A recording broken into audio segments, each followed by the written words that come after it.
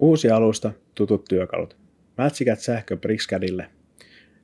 BricsCAD toimii kuten muutkin CAD-ohjelmistot.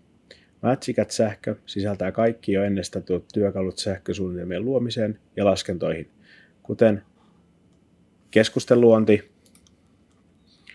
kaapelihyllyjen piirto ja putkien piirto sekä valaistuskiskot. Keskusten piirto.